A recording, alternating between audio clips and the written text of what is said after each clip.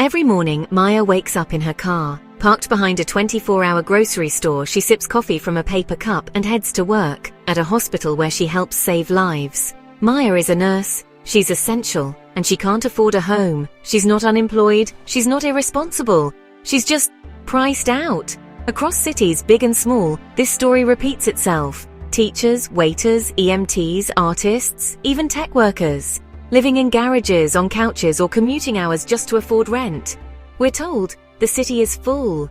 But is it? Let's explore what's really going on and what density, affordability, and smarter design could mean for the future of our cities. To understand today's housing crisis, we need to rewind. After World War II, North America saw a wave of suburban expansion. Home ownership became the American dream.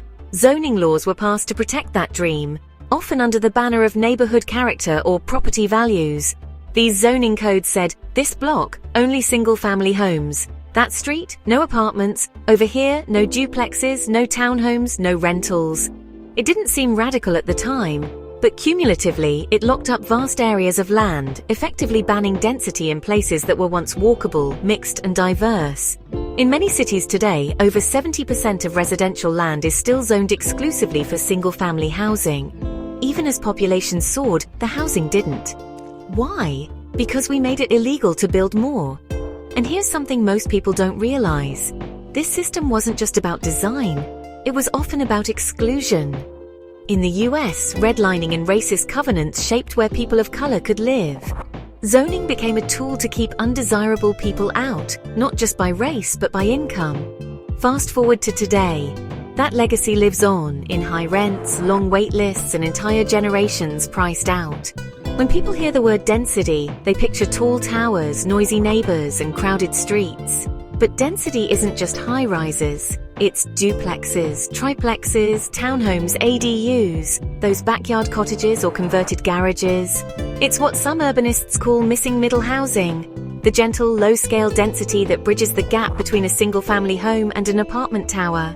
And it's what we've quietly banned in most neighborhoods. Here's the irony. Some of the most loved, livable places in the world, Paris, Amsterdam, Tokyo, even older neighborhoods in Boston or San Francisco, are far denser than most modern suburbs. And yet, they feel human. They feel alive. They're walkable, sociable, efficient, and green. Density done right means more people can live closer to jobs, schools, parks, and transit. It means less sprawl, less traffic, less carbon. But for that to happen, we need to rethink what we allow to be built and where.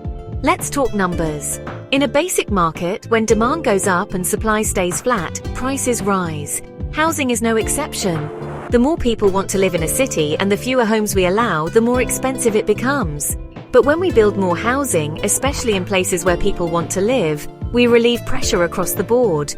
This is known as the filtering effect. Even if new buildings are high-end at first, their presence frees up older units, which gradually become more affordable. And when we ban new housing, even older, once affordable homes get bid up by wealthier buyers. So yes, supply matters. But so does what kind of supply. Affordable housing includes public housing, subsidized units, non-profit and cooperative models, naturally occurring affordable housing. And to protect and grow these options, we need policies that go beyond build more. We need rent protections, incentives for inclusive development, and zoning reform that allows diverse housing types in every neighborhood, not just in already dense lower-income areas. Because affordability without equity isn't really affordable at all. Let's come back to the human side. Every year we fail to build, we force more families into overcrowded units. We push more workers into multi-hour commutes. We isolate seniors far from services. We trap young people at home longer than they want or force them out of the city entirely. The cost isn't just measured in dollars, it's in time, stress, health, opportunity. When we say no to housing, we're saying no to neighbors we haven't met yet.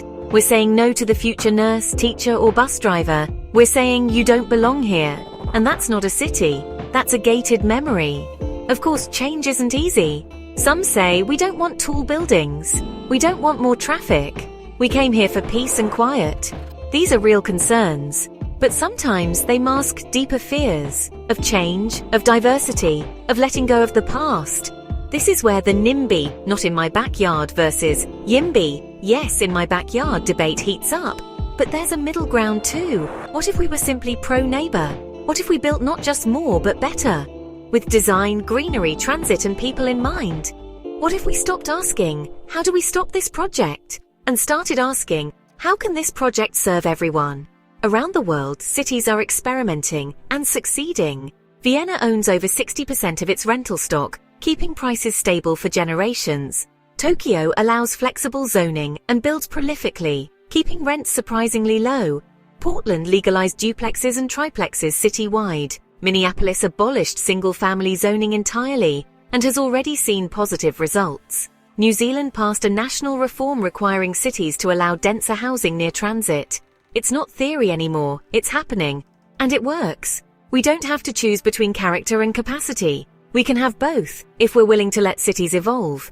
Here's the truth. The city was never full. It was just closed. Closed by zoning codes, closed by fear, closed by design. But it doesn't have to stay that way. We can open it up. We can build places that welcome, not push away. That grow, not sprawl. That include, not exclude.